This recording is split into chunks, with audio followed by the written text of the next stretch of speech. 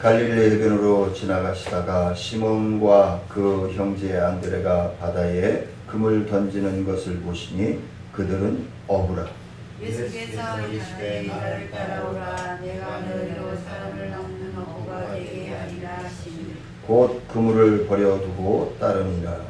조금 더 가시다가 세베대의 아들이라고 보아 그 형제의 영을 보시니 저희도 배에서 그물을 떴는데 같이 읽습니다. 곧 부르시니 그 아버지 세베대를 꾼들과 함께 배에 버려두고 예수를 따라가니라.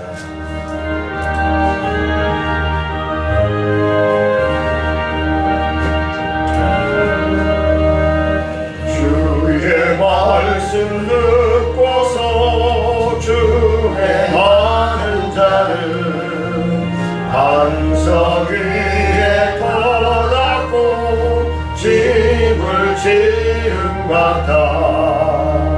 비가 오고 물나며 바람 부딪혀도 반석 위에 세운 집 무너지지 않네. 잘 짓고 잘 지세 우리 집 잘 지세. 만세 반석 위에다 우리 집 잘 지세.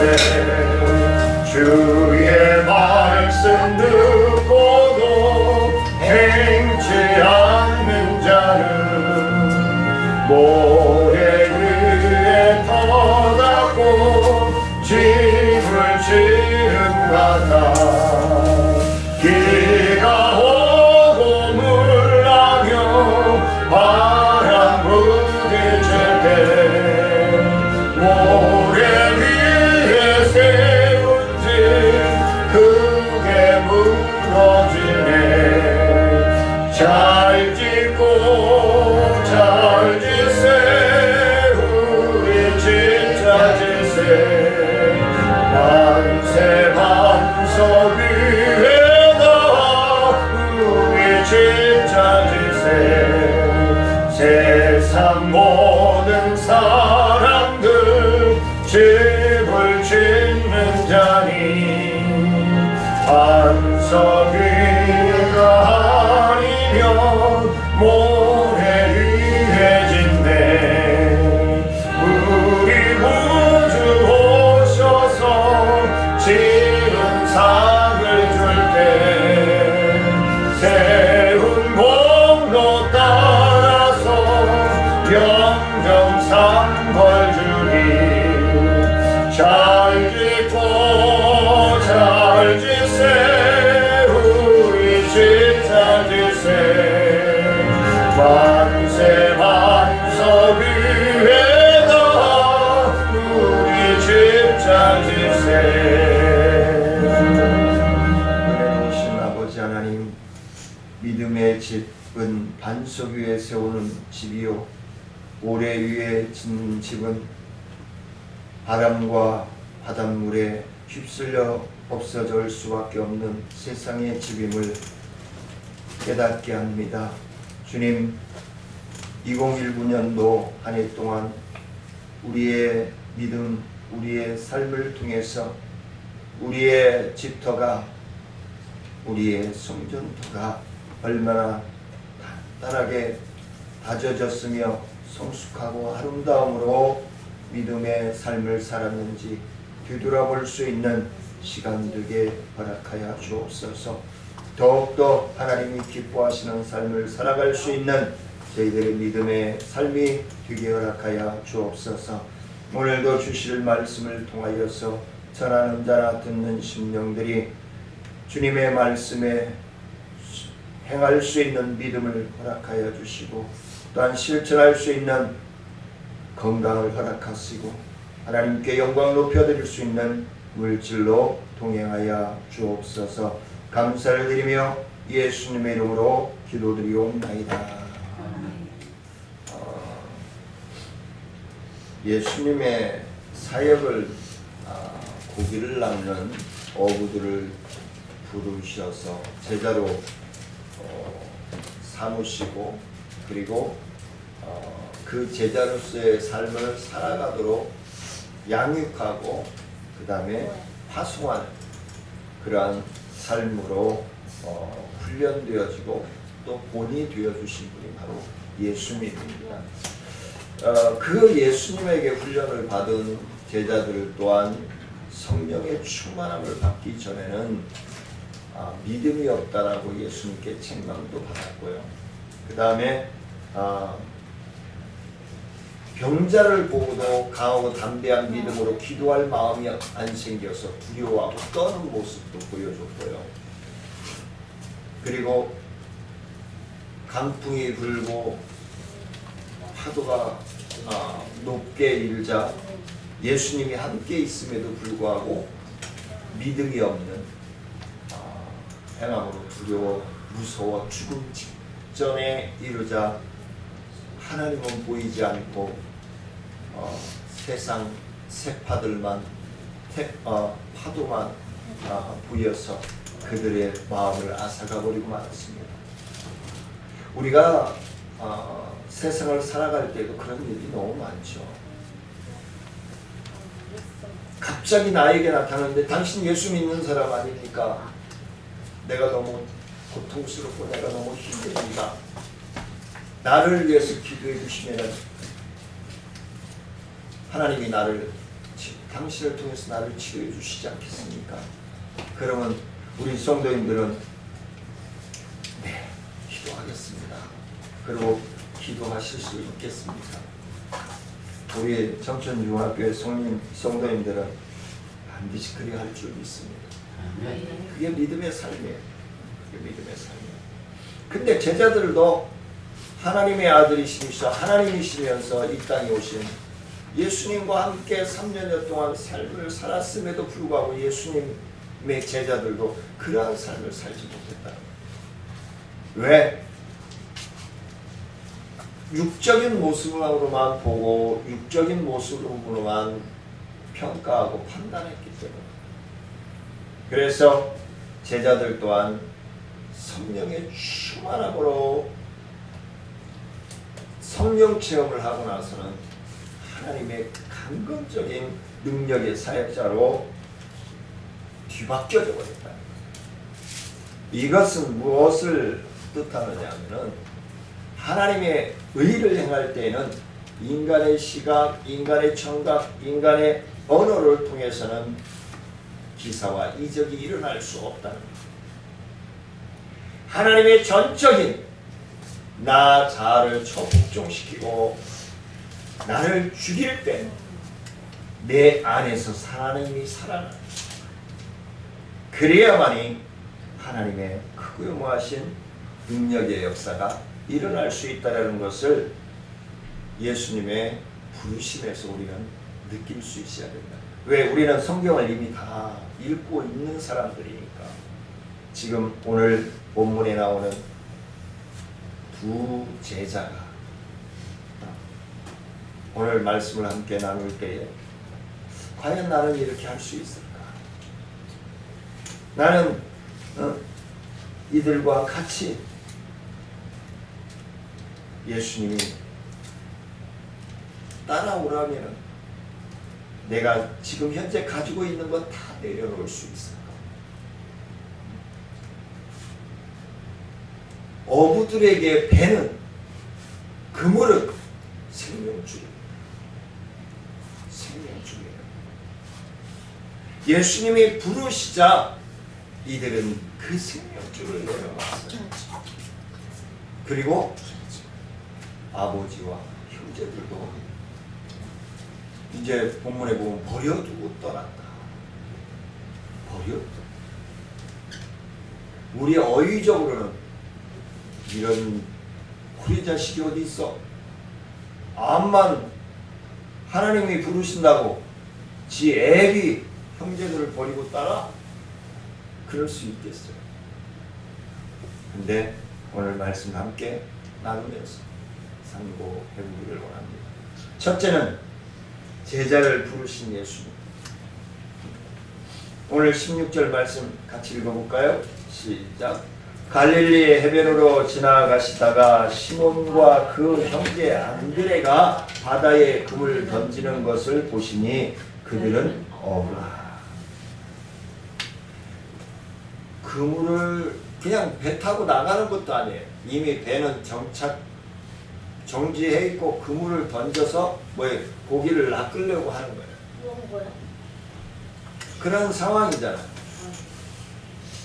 그러면 누가 부른단 말이에요. 언덕에서 여보게 자네들 나 좀 따라와. 그런단 말이에요. 내가 이 시몬과 안드레라고 생각을 해보자 말이에요. 우리 자신이 이 고기를 잡아가야 가족들과 함께 먹고 많이 잡으면 내다가 팔고 그리고 또 다른 가족들을 행복하게 할 수 있는 음식들을 생필품들을 사간단 말이에요. 근데 이제 막 그물을 던졌는데 누가 저 언덕에서 여보게 나 따르게 그런다.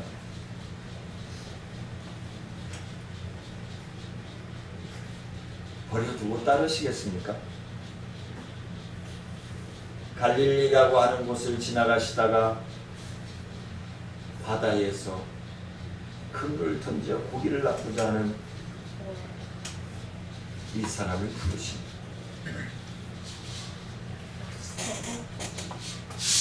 갈릴리 바다는 그들의 삶의 터전이에요. 생업지. 그것을 뒤로 하고 따르라고 예수님이 부르시고 있는 거예요. 예수님은 갈릴리 바닷가를 지나가시다가 시몬과 그 형제 안드레가 바다에 그물을 던지는 것을 보셨다. 이건 뭐죠? 관찰했다는 거예요. 집중했다는 거예요. 저 사람들이 뭘 하는가? 유심히 보았다는 거죠. 요즘같이 미디어 세상을 살아가는 우리들, 매스컴의 제자들을 모집한다고 예수님이 광고를 낸 것도 아니에요. 우리 지금 치매학교 모집 현수막 붙이고 있지만 그렇게 광고를 한 것도 아니에요. 전단지도 붙이고 그랬지만 광고를 한 것도 아니에요. 그냥 예수님이 갈릴리로 걸어가시다가 저 바닷가에서 배를 세워두고 그물을 던지는 그 사람들을 불러올리는 예수님은 갈릴리 바닷가를 걸어다니시며 보시고 그들을 부르셨다라고 얘기합니다. 17절 상반절을 보면 뭐라고 얘기해요? 같이 한번 읽을까요? 시작. 예수께서 이르시되 뭘? 나를 따르라. 예수를 따르라고 얘기해요. 고기 잡는 그들 겉모습은 멋있어 보일 수 있겠죠. 아주 구릿빛으로 쫙 그으르고 막 표현하기 좋아서 구릿빛이지 시커멓고요. 손은 거칠고요. 우리 한명숙 집사님처럼 그냥 힘든 일을 하니까 거칠고 겉보기에는 남자답게 요즘 상남자 그러는데 남자답게 아주 건강하게 보였겠죠. 그뿐 아니라 그들은 빈둥빈둥 놀며 여기 로또 가게가 있지만 사람들이 수시로 들어가요. 어떤 사람들은 차 이중 주차까지 해가면서 거기다가 세워놓고 로또권을 사요. 로또 복권을 사며 벼락부자가 되고자 출세하고자 기회주의자들이 아닌 거예요. 여러분들 통계적으로 알죠? 로또 복권 당첨된 사람들 86, 7%가 정신질환자들이에요. 해가 망신했다. 제대로 사는 사람들은 10% 미만이에요. 일확천금을 노리며 살아.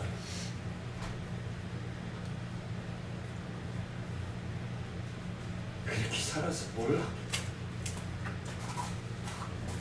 그러나 예수님은 그들의 겉모습만 보시지 않고 그들의 내면을 보시고 그들의 중심을 보시고, 예수님은 그들이 치열한 생존 경쟁이 아니라 바다에서 삶의 기쁨을, 희망을 가지고 살아가는 그들의 모습을 보았던 것입니다. 예수님은 그들이 살기 위해 어쩔 수 없이 그물을 던지는 모습을 보셨습니다. 예수님은 그들의 내면 깊이 있는 곳에 좌절과 절망을 보셨다라고 성경을 의미하고 있습니다. 살기 위해서 발부둥치며 살아가는 모습을 봅니다. 예수님은 다람쥐 쳇바퀴 돌듯이 빙빙 돌고 거저 살아가려고 하는 사람들을, 그런 사람들을 본 것이 아니라 가족들과 함께 뭉쳐서 힘들고 어렵지만 가족들을 살기 위해서, 먹고 살아가기 위해서 그물을 던지는 그들을 보고 나를 따라오라, 나를 따라오라. 이 말씀은 우리에게 세 가지의 의미를 줍니다. 그 첫 번째는 삶의 방향을 바꾸라는 거예요. 삶의 방향을 바꾸라는 거예요. 뭐예요? 많은 사람들이 목회자, 예수 믿는 사람들을 만난다는 건 뭐예요? 삶의 방향을 바꾸라는 거예요. 어떤 방향으로? 예수 그리스도의 방향. 지금까지 내가 살아가던 그 방향을 바꿔서 주님이 원하는, 하나님이 원하는 방향으로 전환하라는 거예요. 그것이 바로 예수님이 나를 따라오라고 소리하는 거예요. 소청하는 거예요. 시몬과 안드레는 삶의 방향, 자기가 삶의 주인이잖아요. 그들은 갈릴리 바다라는 곳에 직장을 가지고 있는 거예요. 자기 자신을 위해 열심히 일하는 사람들이었어요. 그들은 생의 목적이 오직 자기였어요. 그리고 가족이었어요. 자기 부모, 자기 아내와 자기 자식, 좀 더 넓게 생각한다면 자기 나라 이스라엘이었음을 합니다. 그들은 자기의 굴레를 벗어나지 못하고 그들은 자기를 위해서 삶을 살아가는 사람들이었습니다. 행복하리라 생각했겠죠. 근데 예수님이 내면을 보니 행복하지 않고 지쳐있어요. 찌들어있어요. 멍들어있어요. 통증을 느끼고 있는 거예요. 그러니까 예수님이 나를 따라오라 라고 부르십니다. 행복이란 자기를 위해 움켜쥐는 데 있지 않는다라는 것을 말씀합니다. 우리가 잘 알고 있는 괴테라고 하는 사람은 행복이란 타인을 행복하게 하려는 노력의 부산물이다.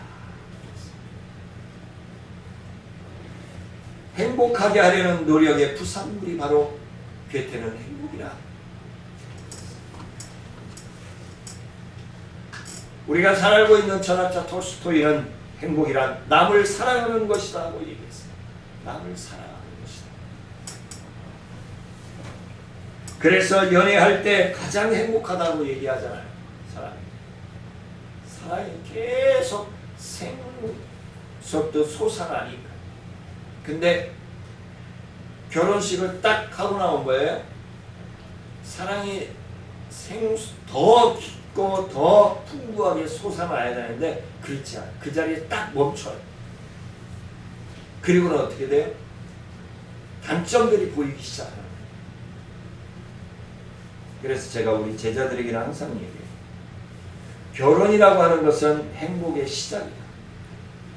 연애는 행복해지기 위해서 준비하는 과정에 불과하다. 결혼이라고 하는 것은 행복을 시작하는 거예요. 60대 40이든지 40대 60이든지 70대 30이든지 해서 결혼을 하는 거예요. 그래서 100을 위해서 150을 위해서 서로 노력하고 양보하고 이해하고 만족하는 거예요. 에릭 포름이라고 하는 사람은 행복이란 소유하는 것이 아니라 다른 사람의 삶에 기여하는 데 쏘는다. 다른 사람의 삶에 기여하는 것. 그러면 다른 사람을 행복하게 하는데 돕는 역할을 한다는 것이 바로 행복이다. 저희가 지금 우리 청천중앙교회가 제가 하고 있는 그것이 행복이다. 그러면 이 세 철학자들의 이야기를 종합해 보면 뭐예요? 섬김, 나눔, 봉사, 이거예요. 섬김과 나눔과 봉사와 희생. 희생이 따르지 않으면 내 주변이 행복해질 수가 없어요. 섬겨주지 않으면 내 주변이 행복해질 수가 없어요. 시몬과 안드레는 오직 자기 자신만을 위해 살아왔기 때문에 행복할 리 없었기 때문에 예수님이 부르신 것이다. 오히려 원하지 않게 남에게 상처를 주고 상처받고 그리고 자기 유익만을 위해서 생각하기 때문에 삶의 여유가 없다. 우리 주변에 보면 그래요. 삶의 여유가 없고 그런 사람들 보면 어떻게 돼요? 자기만 알아. 자기만. 가족도 없어. 형제도 없어. 오직 자기만 알아. 그 사람은 계속 치이는 거야. 계속 넘어집니다. 내가 살기 위해 다른 사람을 짓밟아야 하는 필승의 원리, 성공의 원리, 상극의 원리, 이런 것들이 몸에 배어 있어요. 그러면 세상은 점점 삭막해져 가고 가정의 공동체, 사회의 공동체는 다 무너져버리고 말아요.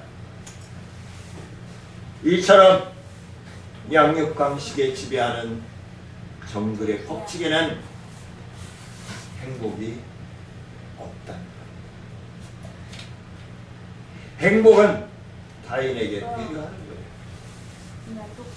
그래서 그곳에서 사랑이 나오는 거예요. 예수님은 그들의 삶을 하나님과 이웃을 사랑으로 바꿔주시기 위해서 부르시옵니다. 삶의 방향을 바꿔주시기 위해서, 유턴시키기 위해서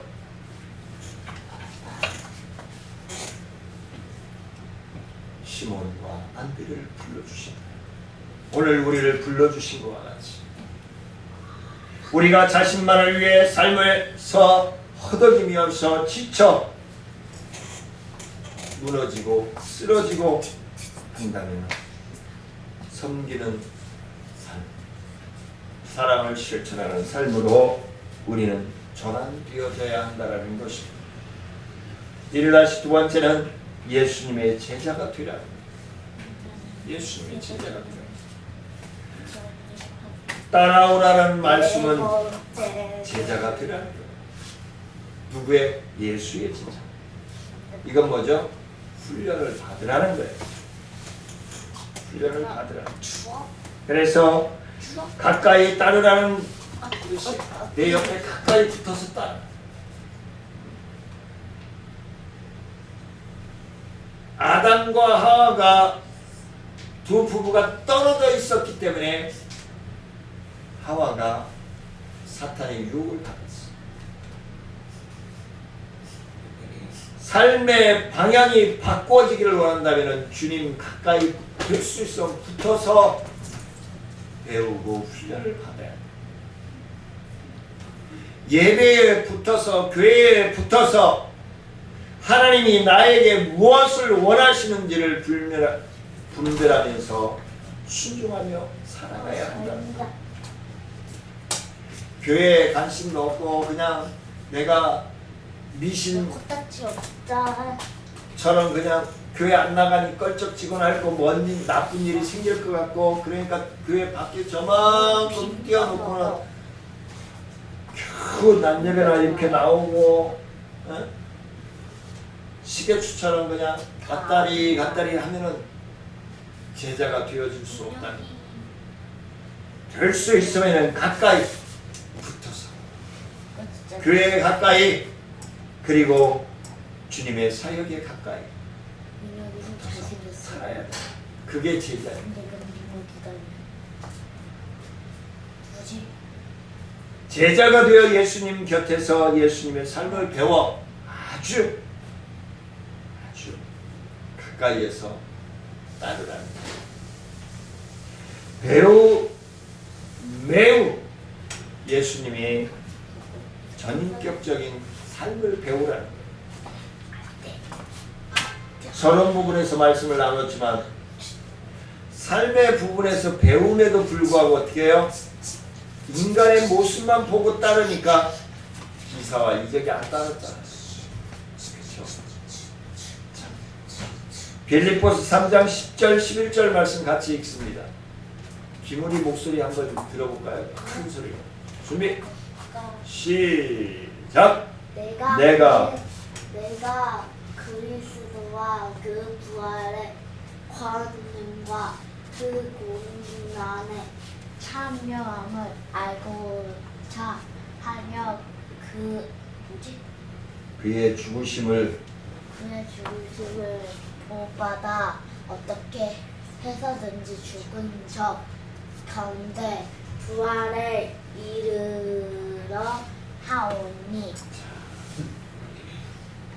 예수 그리스도의 죽음과 고난에 참여하고 그리고 예수 그리스도의 부활에 이르라. 하노닌다. 예수 그리스도의 부활의 소망을 믿으라. 사도 바울은 일생 동안 예수님의 전생에 예수님의 십자가의 고난과 부활과 권능을 배워야 한다고 말씀합니다. 우리는 예수 그리스도의 영광만을 쫓아서는 안 됩니다. 고난도 따라야 됩니다. 사람들은 그래요. 예수 믿으려면 축복받으려고 믿는 것이지 내가 고난받으려고 예수 믿느냐. 그건 뭐예요? 동전의 한 면만 보는 거예요. 동전의 한 면만 가지고는 동전이라 인정을 못 받아요. 화폐로서. 양면이 다 있어야 돼요. 하나님이 왜 나를 자녀 삼아 주셨고 하나님이 왜 나와 함께 하시기를 원하시는지를 우리는 분별할 수 있어야 돼요. 예수님을 믿고 복받는 것만이 좋아하는 사람들이 너무 많아.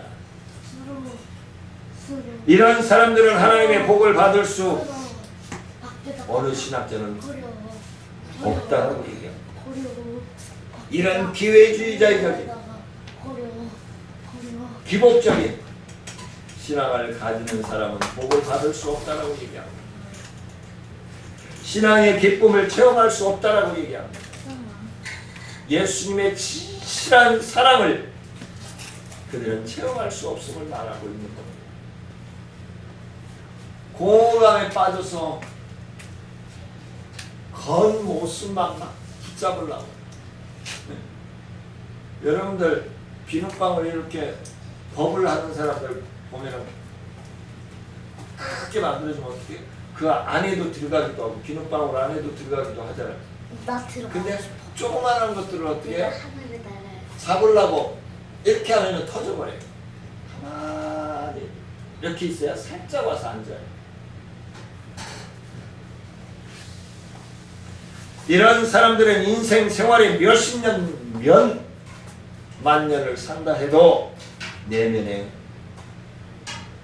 성숙함을, 은혜를, 사랑을 체험하지를 못합니다. 우리가 예수님의 전인격적인 생애를 배울 수만 있다면 제자가 될 수 있음을 말씀합니다. 그래서 예수님의 제자가 되었다. 1-3은 옛 생활을 청산하고 새롭게 결단하라는 것. 계속 반복하고 있습니다. 삶의 방향을 바꿔야 하고 예수님의 제자가 되어야 하고 그 다음에 예수님의 제자가 되었으면 옛 생활을 청산하는 거예요. 여자예요. 잘못된 가지들은 잘라내라는 거예요. 그래야 그 나무가 남자 아니야? 묘목으로 쓸만한 기둥으로 쓸만한 대국을 같은 집을 지어도 그 기둥으로 쓸만한 묘목이 되는 거예요. 가지가 잘라지는 것이 안타깝다라고 놔두면요 그 나무는 삐뚤빼뚤 아무짝에도 쓸모없는 나무가 됩니다. 3번이다. 우리 인생도 마찬가지입니다. 하나님만 바라보고 쭉 커나가야 되지. 아유 돈이 있네. 그래 이쪽으로 꼬부러지고. 아유 명예가 있네. 이쪽으로 꼬부러지고. 그러면 나중에 가서는 아무짝에도 쓸모없는 나무가 되어버리고 맙니다. 시몬은 예수님을 믿지 않았을 때 고기를 많이 잡았다는 과거의 영광과 과거의 삶을 청산해야만 했습니다. 예수님을 따르기 위해서. 특히 우리들은 실패를 경험합니다. 많은 실패를 경험해요. 근데 저는 저 자신에게도 그렇지만 실패하는 사람들에게 얘기합니다. 그 실패를 교훈 삼다. 도시대 전기다. 실패보다 더 큰 교훈은 없다라고 얘기합니다. 기자. 우리 소리가 있지만 소리나 누리나 아직 우리는 못 알아듣고 우리 아이들에게 저는 3번 이상 기회를 줘요. 뭘 하겠다고 합니다. 그리고 강조해요.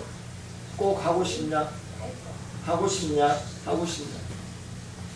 그 3번이 그 순간에 3번을 기회를 주지 않아요. 시간을 두고 기회를 줘.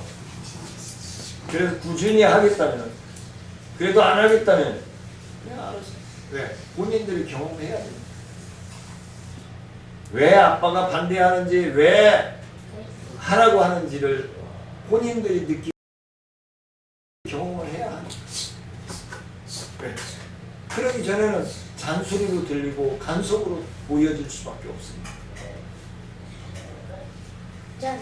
옛 생활을 청산하지 않으면 이 컵에요. 일주일 되놓으니까 물이 뭔가 그렇잖아요. 근데 이걸 비우지 않고 쇠물을 부으면 어떻게 돼요? 더러운 것과 쇠물이 합했잖아요. 그래도 못 먹어요. 싹 비우고 싹 씻고 쇠물을 부어야 먹는 사람 기분도 좋고 갖다 주는 사람 기분도 좋은 거. 그거예요. 우리가 깨끗하게 비우는 만큼 하나님이 채워주시는 줄 믿으시길 바랍니다. 아유 이거 내가 얼마나 공부해서 공부하고 연구했는데 이만큼 빼놓고 아이고 내가 얼마나 욕을 뒤지게 먹으면서 이걸 해놨는데 그리고 여기다 이만큼 빼놓고 내가 남아있으면 안 된다. 완전히 머리끝부터 발끝까지 비워놔야 하나님이 그 빈 곳을 구석구석이 채워주실 줄 믿습니다. 그게 바로 옛 것을 청산하는 거예요. 그래야 하나님이 것으로 채워진다는 거죠. 이대진 크게 두 번째 사랑나는 업으로 부르신 예수님. 예수님이 나를 따라와 그랬단 말이에요. 그럼 뭐예요? 부르신 이유가 있어요. 그쵸? 고기를 많이 잡아왔으니까 생업으로 살아왔으니까 이 사람들을 어떻게 해야 되겠어요? 야 산에 가서 나무 해. 그냥 무조건 나 따라와. 그게 안 돼. 고기 낚는 법을 알았기 때문에 너희들은 이제부터는 사람을 낚는 어부가 되라. 사람을 어떻게 낚아요? 사람이 고기인가? 아니. 사람들을 전도하라는 거예요. 그럼 예수님의 제자가 됐잖아요. 삶의 청산이 했잖아요. 그러면 예수화 되어진 거잖아요. 그러면 그 예수화 되어져 있는 것으로 본을 보이면서 사람들을 변신. 리더하라는 거예요. 치유하라는 거예요. 회복시키라는 거예요. 변신. 그래서 마가복음 1장 7절 하반절에서 말씀합니다. 같이 크게 읽어볼까요? 시작. 내가 너희로 사람을 낚는 어부가 되게 뭐하리라? 하리라. 그냥 명하신 게 아니에요. 하리라고 하는 건 뭐죠? 하나님의 영이 너희들을 도울 거야. 하나님은 꼭 그렇게 얘기해요. 무조건 턱 던져주고 하라는 게 아니에요. 너희들이 할 수 있도록 입술을 주장해주고 환경을 주장해주고 리더해 주시겠다는 거예요. 근데 우리들은 뭐예요? 내가 어떻게 사람을 낳는 어부가 돼요? 모세가 그랬잖아요. 하나님이 시내산에서 애굽으로 가서 이스라엘 백성들을 리더 오라고 했을 때, 이끌고 오라고 했을 때 하나님 나는 말을 잘 못하는 입술이 어눌한 사람입니다. 이건 뭐죠? 핑계죠. 우리가 주님의 명을 받을 때 뭐예요? 이 시몬과 안드레도 마찬가지예요. 아이, 우리는 배를 타고서 바다에 가서 그물을만 던졌지 세상 사람들하고 얘기도 많이 안 해봤는데 우리가 어떻게 그 속에 들어가서 복음을 전합니까? 이런 반문 안 하잖아요. 분명히 이 1장 7절 하반절 말씀에서 보면은 내가 너희들이 복음을 전하도록 도울 거야. 내가 함께 할 거야. 내가 너희들과 동행할 거야. 어부가 되게 하리라 그랬잖아요. 하리라. 하나님이 함께 하시겠다는, 도우시겠다는 거예요. 그래서 사람을 낚는 어부의 장수와 스케일을 시공간을 초월하는 것이다는 거예요. 그래서 제가 항상 강조하죠. 사마리아와 사도행전 1장 8절에서 말씀하고 있는 사마리아와 땅 끝까지가 저 아프리카, 밀림, 인도의 정글 이런 곳이 아니란 말이에요. 내 오른발로 시작해서 내 왼발로 끝나는 거예요. 내 몸이 멈춰있는 곳, 내 다리가 멈춰있는 곳에서 복음의 삶을 실천해야 된다. 이걸 누구도 얘기를 안 했어요. 제가 18년 동안 신학교에서 강의하면서도 계속 강조했어요. 근데 이제는 목사님들이 많이 인정을 해요. 저하고 수요일날 전도하는 목사님들도 이걸 강조하니까 맞다 그거. 내가 아프리카 선교 가서 선교적인 삶을 살아가는 것이 아니라 지금 내 몸이 멈춰있는 이곳에서 복음의 증인된 복음의 향기여 복음의 치유자여 회복자로 하나님 쓰시기를 원하신다. 하루를 즐겁게 하려면 이발을 하고 1년을 즐겁게 하려면 하초를 가꾸고 10년을 즐겁게 하려면 나무를 심고 30년을 즐겁게 하려면 사람을 키우다 라고 하는 예전에 청년 때 읽었던 책에서 써놨다가 제가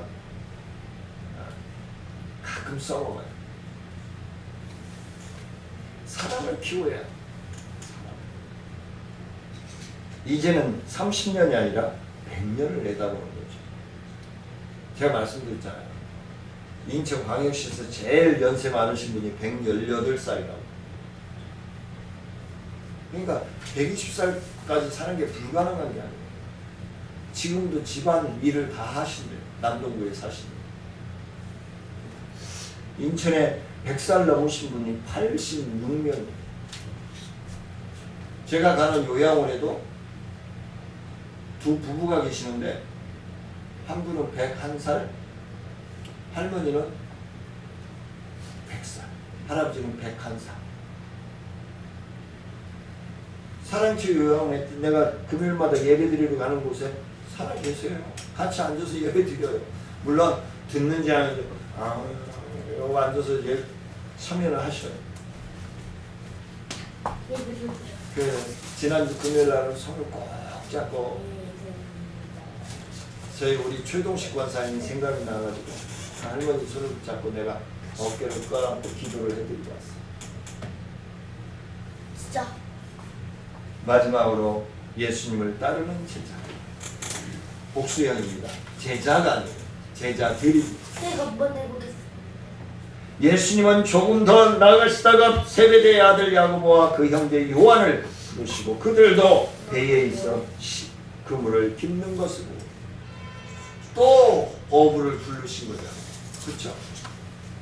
조금 더 나아가시다가 그물을 깁는 두 사람을 또 봐. 두 사람씩 부르셔요. 나중에 양육해서 2년여 동안 양육하시고 파송할 때도 어떻게 해요? 2명씩 짝지어 내보내시잖아요. 축복기도. 예수님은 곧 부르시고 그의 반응이 어떠했는지 한번 읽도록 하겠습니다. 1장 20절입니다. 네, 김우리가 크게 한번 읽어주세요. 이야 그 부르시니 그 아버지 세베대를 수군들과 배에 버리두고 예수님을 따라가니. 네. 자, 부르시니 누가 불렀어요? 예수님이 불렀어요. 그 아버지 세베대를 품꾼들과 함께 버려두고 예수를 따라가니라. 그랬어요. 야고보와 형제 요한이 아버지를 버려두고 배를 버려두고 서론에서 말씀드렸잖아요. 어부들에게 배는 그물은 생업의 생명과 같은 줄기예요. 근데 육신의 아버지까지 배에 버려두고 예수를 따랐어요. 시몬과 안드레는 곧 그물을 버려두고 예수님을 따랐다라고 말씀하는데 야고보와 요한은 아버지 세베대를 품꾼들과 함께 버려두고 품꾼들까지 사공들까지 쓸 수 있는 집안의 아들인 거예요. 그렇죠? 응? 배도 크다는 얘기예요. 네? 사공들을 더 쓰고 있었잖아요. 아버지와 요한과 어떻게 야고보와 요한 그 아버지 세 사람에다가 사공들이 있는 거잖아요. 그럼 배도 어느 정도 크다는 얘기예요. 그걸 버려두고 따랐다. 야고보와 요한은 아버지 세베대를 품꾼들과 함께 버려두고 따랐는데 그들은 부르심을 받았을 때 조금 더 지체하지 않았다는 거예요. 하루 이틀 생각 좀 해보고 결정하겠습니다. 그러지 않았다는 거예요. 이 강단에서 선포되자 그대로 그냥 따랐다는 거예요. 말씀을 정리하려고 합니다. 사도 바울은 예수님을 위해 자기에게 유익하던 모든 것을 배설물로 여길 수 있었던 것은 예수님은 지식이 가장 고상하기 때문이라. 그러나 무엇보다도 그들이 예수님을 쫓을 수 있었던 것은 예수님의 영적인 권위에 압도되었기 때문에 따를 수 있었습니다. 시몬과 안드레 그리고 야고보와 요한은 작은 민족의 백성들, 갈릴리 바다에서 고기를 낚다가 이름도 없고 빛도 없이 사라질 존재들이었습니다. 그냥 고기만 낚고 먹고 살다가 없어질 존재들이었어요. 근데 지금 2000년이 넘도록 우리에게 이름이 전해지고 있습니다. 존귀한 예수 그리스도의 사도라고 하는 이름으로 2000년이 넘도록 지금 우리들에게 불려지고 있는 이름이 되었습니다. 누구를 따랐기에? 예수 그리스도를 따랐기에. 예수님 한낱 어부로 생을 마감할 수밖에 없었던 이들이 예수를 따름으로 말미암아 2000년이 넘도록 많은 수만 명 수억의 사람들의 입술에 가슴에 심겨져서 지금도 전하여지고 있다는 사실. 우리가 주님을 따르고 주님을 배울 때 주님은 우리를 위한 예술 품으로 빚어주신다. 주님은 독단이라고 얘기합니다. 그래서 우리를 부르실 때는 주님이 쓰시고자 하는 어느 사람은 국대적으로, 어느 사람은 양푼으로, 어느 사람은 밥그릇으로 부르십니다. 그래서 빚으시는 거예요. 이렇게 예배를 통해서 성경 공부를 통해서 우리를 빚으십니다. 만드십니다. 우리의 성격과 우리의 내주신 달란트대로 우리를 만드십니다. 그래서 그 환경과 그 상황에 맞도록 쓰시기 위해서 우리를 바라와 같이 찬송을 통해서, 기도를 통해서, 말씀을 통해서, 예배를 통해서 우리를 빚으시고 성령의 불로 우리를 부으시는 거예요. 그래서 사용되게 하시는 거예요. 예수님은 어느 광석도 바다 쇳물을 광석이라도 녹여버릴 수 있는 하나님의 용광로와 같은 은혜로 우리를 감찰하시고 우리와 함께 호흡하시고 동행하시는 분이심을 믿으시기를 주의 이름으로 축원을 드립니다. 은혜로우신 아버지 하나님 감사를 드립니다. 참으로 연약한 자를 구별하여 부르시고 양육하시고 그리고 강하고 능력 있는 자로 사용하시는 주님, 우리의 연약함을 강하게 하시고 우리의 부족함을 넉넉함으로 채워주시고 하나님의 뜻과 은혜 가운데 구별하여 쓰임받기를 원합니다. 야고보와 요한이 안드레와 제자들이 예수님을 따랐듯이 우리 또한 따르며 주님의 생명력을 소유하고 삶이 변화되어질 수 있도록 하나님 역사하시고 인도하여 주옵소서. 감사를 드리며 예수님의 이름으로 기도드리옵나이다. 우리 주 예수 그리스도의 은혜와 하나님의 크신 사랑과 성령님의 교통하심과 무한하신 은혜와 능력의 역사가 나를 부르시는 주님께 내 것을 버리고 따르겠노라 나아가는 사랑하는 성도들과 기도하는 제목 위에, 생업 위에, 또한 가정 위에, 또한 우리 정천중앙교회 사역과 나눔과 기쁨 사상오이 지회 사역과 지역사회 보장협의체 사역 위에, 또한 치매 예방학교 위에 이제로부터 영원토록 함께할지어다. 아멘.